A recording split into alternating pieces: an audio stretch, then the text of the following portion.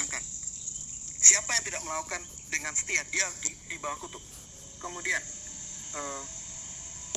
satu lagi bang, ketika abang bermegah gitu ya, ingat loh bang, saya minta maaf, saya mohon maaf sekali ini ya, dikatakan apa? Yesus mengatakan seperti ini, siapa menceraikan istrinya lalu kawin dengan wanita lain, dia berbuat zina. Kemudian Musa mengatakan, barang siapa menyingkapkan aurat menantu perempuannya, dia harus dihukum. Nah, kedua hal ini yang sudah diwanti-wanti oleh Yesus, ini dilanggar oleh baginda. Satu lagi, Yesus mengatakan di dalam 3 Injil kanonik, para saksi mata Yesus mengatakan, sesiapa mengatakan di surga ada wik-wik-wik, dia sesat. Dengan demikian, kesaksian baginda dengan kesaksian Yesus bertolak belakang. Yesus mengatakan, sampai ada yang mengatakan ada wik-wik, dia sesat. Jadi, mohon maaf, mari kita lihat hermeneutik itu pada tempatnya. Jangan bawa eisegesis kita. Aku punya kacamata. Kira-kira berapa lama lagi bang? Masih 2 jam kali ya? Sudah. Ini kalian menganggap kita ini jemaat kalian soalnya. Kami lebih paham Bible dari kalian, jadi nggak usah terlalu lebay dalam menjelaskan, ya. Paham ya teman-teman? Jadi gini, sebelum kepada kiai saya, dengarkan baik-baik. Yang saya bahas di sini, Lekesan, sebentar Bang Suma. Lekesan. Aku cuma kenapa saya menyampaikan tadi? Karena ini adalah poin-poin yang saya catat dari Bang Suma. Jadi saya tapi justru kamu itu melakukan eksegesis terhadap ajaran Islam. Kelihatan Anda kepanasan gitu loh. Saya sampaikan ini. Saya hanya mirroring. Yang saya sampaikan silakan ini. Bang Suma, monggo Bang Suma, monggo. Terlalu banyak kalian itu makan makanan haram yang diharamkan Yesus, soalnya nggak bisa diam. Dengarkan. Saya nggak makan babi bang. Silakan bang. Berarti Anda melanggar ajaran Paulus kalau gitu. Tidak usah at home. Silakan bang. Saya nggak ada at home. Silakan. Ya. Jadi gini, yang saya sampaikan kepada saudara-saudara adalah kutukan Tuhan kepada Bani Israel. Kalau Anda mengatakan bahwasanya Anda itu agama Kristen yang lahir dari rahim ahli kitab, makanya Anda baca Matius 23 nomor 15. Agama apa yang didirikan dan yang dibentuk oleh ahli kitab? Islam ke, Kristen ke. Anda ada di situ. Lalu kemudian kepada Putri PowerPoint tadi, ya, saudara mengatakan bahwa kenapa harus bersunat? Karena orang Yunani itu dulunya tidak boleh masuk ke dalam bait suci. Kenapa? Karena alasannya mereka itu tidak bersunat. Coba Anda baca di dalam kitab Yehezkiel ya, Yehezkiel 44. Di situ sangat jelas dikatakan, oleh sebab itu beginilah firman Tuhan Allah. Tidak seorang pun dari orang-orang asing yang hatinya dan dagingnya tidak bersunat boleh masuk ke dalam tempat kudusku. Ya, setiap orang asing yang ada di tengah-tengah orang Israel. Jadi seandainya orang Kristen sekarang ini yang ada di Indonesia hidup di Israel, kalian tidak boleh masuk ke tempat ibadahnya orang Yahudi. Paham ya? Karena kalian itu dianggap najis. Oke, itu yang pertama. Kemudian, Anda membawa tentang persembahan darah. Orang-orang dahulu termasuk Yesus memerintahkan kaumnya Bani Israel, bukan bangsa Goyim, ya, bukan bangsa Goyim, tapi kaumnya untuk mempersembahkan hewan. Baca Matius 8 nomor 4. Ini sudah masa Yesus. Yesus pun masih mengajarkan umatnya untuk melakukan penebusan, pengorbanan, penyembelihan, persembahan, sama seperti persembahan Musa. Persembahan manusia ini ajaran dari mana rupanya? Nah, terkait dengan persembahan hewan, Al-Quran menerangkan di dalam surah Al-Hajj ayat 34. Bismillahirrahmanirrahim. Walikulli ummatin ja'alna mansakan liyazkuru ismallah ala ma razaqahum min bahima. Itu jelas itu. Ya, jadi setiap umat kata Allah telah Allah syariatkan penyembelihan hewan, bukan penyembelihan anak manusia, apalagi nggak izin sama ibunya, anak sematawayang lagi. Lalu kemudian Anda mengatakan, kasihilah Allahmu. Hai, ya, kalau Anda mengasihi Allah, Anda tidak akan mengikuti Paulus. Karena dengan mengasihi Allah, manusia Bani Israel itu wajib hukumnya mentaati segala perintah Tuhan yang ditorehkan di dalam hukum Taurat. Mau dalilnya? Ulangan 11 nomor 1. Haruslah engkau mengasihi Allah. Dengan cara apa? Melakukan dengan setia kewajibanmu terhadap Dia. Jadi kalau Anda tidak mentaati segala ketetapan Tuhan yang datang kepada Bani Israel, lantas Anda mengatakan Anda mengasihi Tuhan, Anda jatuh di dalam kondisi kemunafikan. Haruslah engkau mengasihi Tuhan dan melakukan dengan setia kewajibanmu terhadap Dia, dengan senantiasa berpegang pada segala ketetapannya, peraturannya, dan perintahnya. Sekarang Anda justru mengaminkan orang yang mengatakan perintah, ketetapan, dan aturan Tuhan itu adalah sampah. Anda pengikutnya. Oke? Makanya Yesus mengatakan, waspadalah terhadap serigala yang nyamar seperti domba. Kalian seakan-akan mengaku sebagai pengikut, bahkan lahir di rahim Yahudi. Sedangkan Ulangan 30 nomor 11, sebab perintah ini yang kusampaikan kepadamu pada hari ini tidaklah terlalu sukar bagimu dan tidak pula terlalu jauh. Mana hukum Taurat yang sukar untuk Anda lakukan rupanya? Yang mana? Hah? Tidak ada larangan poligami di hukum Taurat. Nggak ada. Mempoligamikan Tuhan itu yang ada, tapi Anda perhatikan, bukan cuma 2, malah 3. Jadi lucu Anda semua ini, ya. Ketika Anda mengatakan bahwasanya Islam, bohong. Islam tidak pernah mengatakan datang untuk kemudian sebagai agama yang lahir dari rahim Yahudi. Gak ada. Justru kedatangan Islam itu dikarenakan perbuatan bangsa-bangsa terdahulu, umat terdahulu yang selalu tegar tengkuk terhadap perintah Tuhan. Nah, kalau Anda mengatakan harus ada korban, harus ada ini dan itu, pahami 2 Samuel 12 nomor 13, Daud itu dihapuskan dosanya bukan dengan korban hewan, bukan dengan darah, tetapi dengan bertaubat.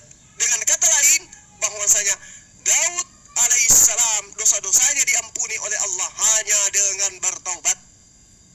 Jadi tidak ada itu kurban-kurban manusia. Lalu kemudian ketika Anda membaca Amsal 10 nomor 2, Amsal 11 nomor 4, di situ sangat jelas dikatakan bahwa dosa bisa dihapuskan dengan bersedekah, dengan berinfak. Bukan dengan cara menganggap Tuhan datang dalam rupa manusia mati di atas tiang salib, itu nggak ada itu. Lalu kemudian apalagi Anda mengatakan tentang tongkat Yusuf. Apa-apaan tongkat Yusuf? Taurat aja Anda imani. Yang benar itu tongkat estafet kerajaan akan diberikan kepada bangsa lain. Ketika bangsa lain itu diantaranya, di tengah-tengahnya ada oknum yang kemudian diangkat oleh Tuhan untuk menjadi oknum yang membawa hukum-hukumnya kepada bangsa-bangsa. Baca Kejadian 49 nomor 10. Ya, tongkat kerajaan Yehuda tidak akan berpindah dari kakinya, kecuali dia yang berhak sudah datang. Siapa yang berhak itu? Dia yang mampu menaklukkan bangsa-bangsa dengan hukum-hukum Tuhan. Yang Anda ajarkan sekarang bukan hukum Tuhan. Ajaran kasih yang bagaimana itu? Ajaran kasih menurut hukum Tuhan mentaati perintahnya. Sementara ajaran kasih yang Anda anut menganggap perintah Tuhan itu adalah sampah, kutukan. Dan ini Yesus tidak pernah ajarkan. Malah Yesus mengatakan terkutuklah dia orang banyak ini karena mereka tidak mengenal hukum Taurat. Kemudian ketika Anda mengatakan dosa Anda itu ditebus dengan di Islam begini dan begono, harus berbuat amal kebajikan.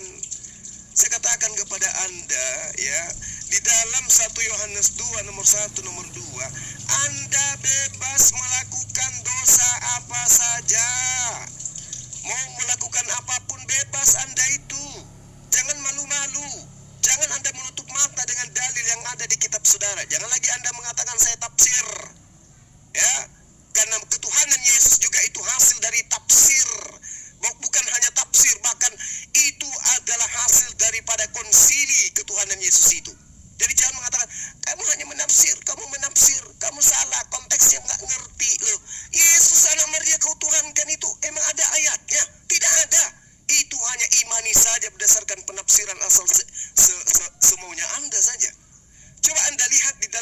saudara yang saya katakan tadi. Matius 23 nomor 15. Siapa rupanya yang kemudian mengajarkan sebuah agama Kristen ini? Orang Arab, ahli Quran, ahli hadits, atau ahli kitab? Orang Arab atau orang Farisi yang mengajarkan ajaran Kristen? Baca tuh Matius 23 nomor 15. Agama yang dibentuk oleh ahli kitab itu agama apa? Islam atau Kristen? Nah, agama yang dibentuk oleh ahli kitab itulah yang 2 kali lebih jahat daripada ahli kitab itu sendiri. Kenapa? Tengok aja diri Anda. Kemudian ketika Anda mengatakan Yesaya 31 nomor 31, di situ perjanjian lamanya adalah hukum Taurat. Cobalah gunakan akal sehatnya. Sesungguhnya akan datang waktunya, demikianlah firman Tuhan, aku akan mengadakan perjanjian baru. Oke? Dengan kaum Israel dan kaum Yehuda. Bukan seperti perjanjian yang telah kuadakan dengan nenek moyang mereka pada waktu aku memegang tangan mereka dan membawa mereka keluar dari tanah Mesir. Perjanjianku itu telah mereka ingkari, meskipun aku menjadi Tuhan yang berkuasa atas mereka. Demikianlah firman Tuhan. Yang dimaksud perjanjian lama di situ adalah janji Tuhan kepada Bani Israel agar Tuhan membebaskan Bani Israel dari perbudakan Mesir. Dan Tuhan akan membimbing mereka, menyelamatkan mereka. Tapi apa yang terjadi?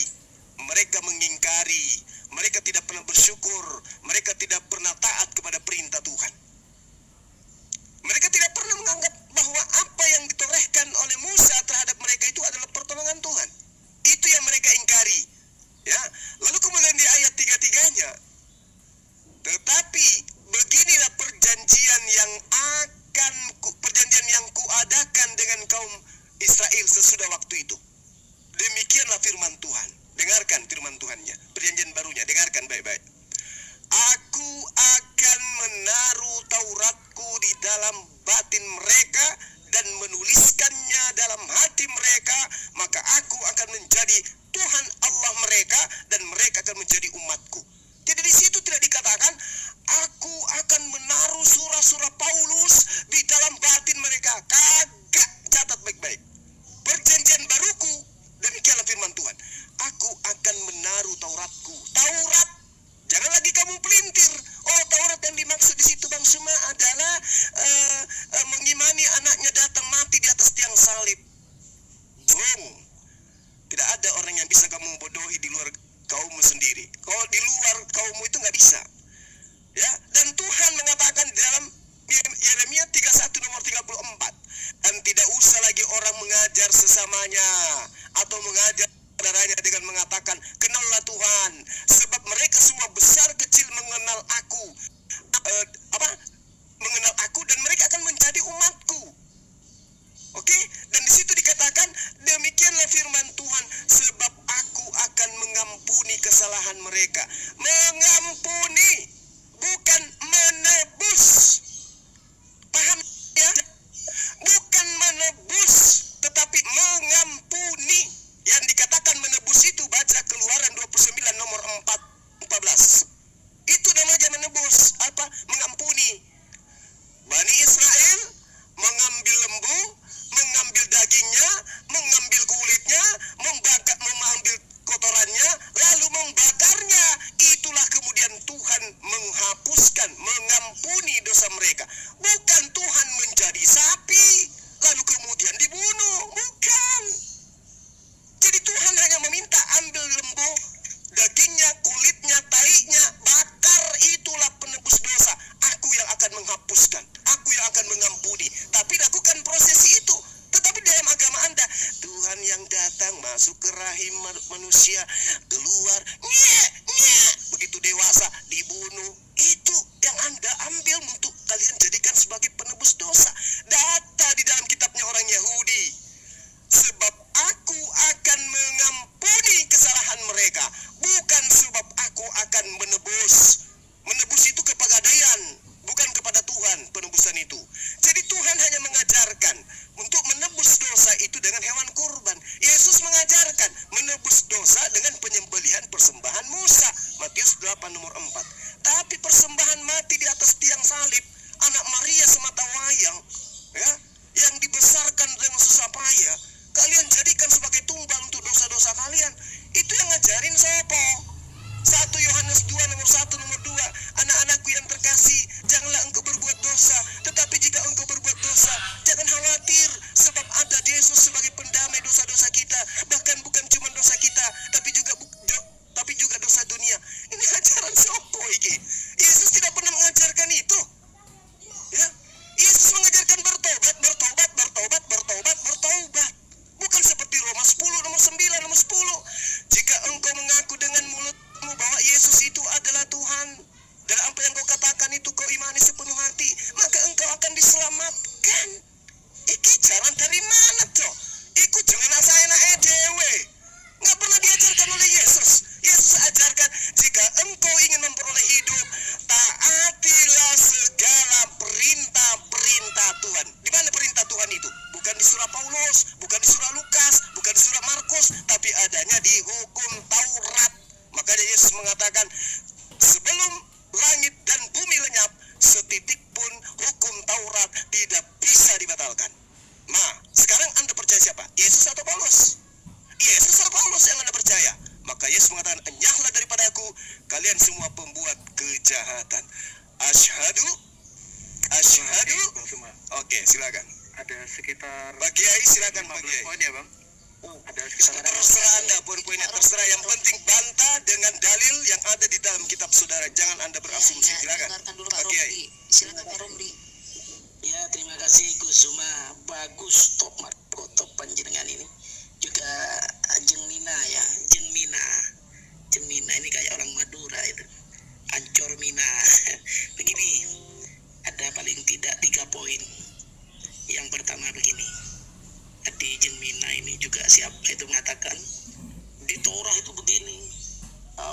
Haram makan ini, makan ini, makan. Jadi begini. Kita ambil dulu urutan bahwa Tuhan kita, Tuhan semuanya, Tuhan semesta alam sama. Itu al-ana kama kana. Dia yang dulu seperti yang sekarang.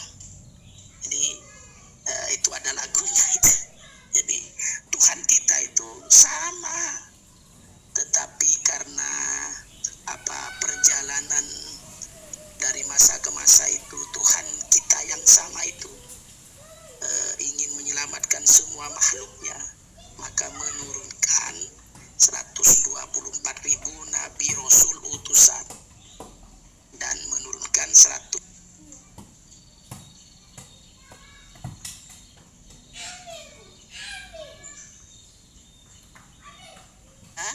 Ya, itu nggak ngaruh. Perjanjian baru nggak bisa lagi berubah gitu loh. Nah, tapi kalau memang ada